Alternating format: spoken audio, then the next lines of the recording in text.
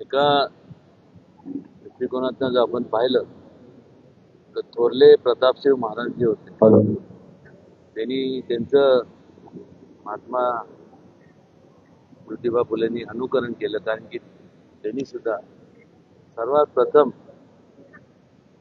जर स्त्री शिक्षणाचं जर शाळा कोणी चालू केली असावी तर ती थोरले प्रतापसिंह महाराजांनी केली. एक national monument, national memorial Chhatrapati Shivaji Maharaj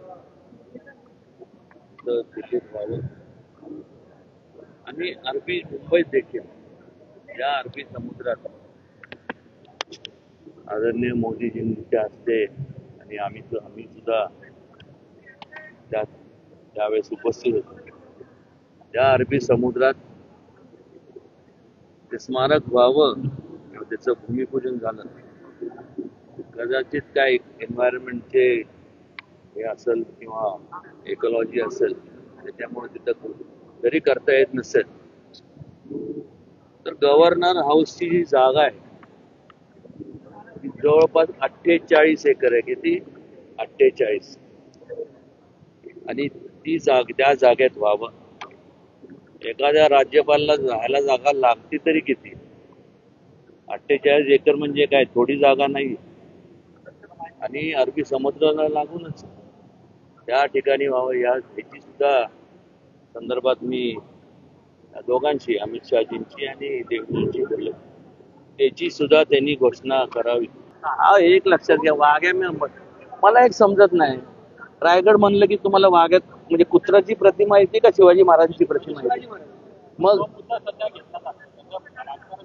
ते सगळे पैसे मला सांगा. इंदोरचे होळकर असतील, बडोद्याचे गायकवाड असतील, त्यानंतर कॉलेजचे शिंदे असतील, नागपूरचे भोसले असतील, ही सगळी छत्रपती शिवाजी महाराजांची ही सरदार होती, चिफ्टन्स होती. कालांतराने काय झालं, काय तो भाग वेगळा आहे म्हणजे वस्तुस्थिती नाकारता येत नाही ना. ब्रिटिशांबरोबर ब्रिटिशांना ज्यांचा अधिकार नसताना त्यांनी सांगितलं की तुम्ही त्यांच्यासाठी का काम करताय, तुम्ही स्वतः आम्ही तुम्हाला राजे म्हणून तुम्हाला मान्य होतं. ही ब्रिटिशर होते कोण? हा देश आपला आहे.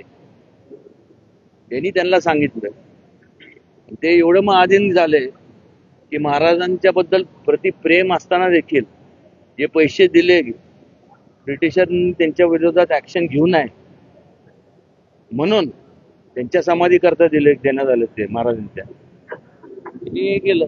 कुठला वाघ आहे त्याचं?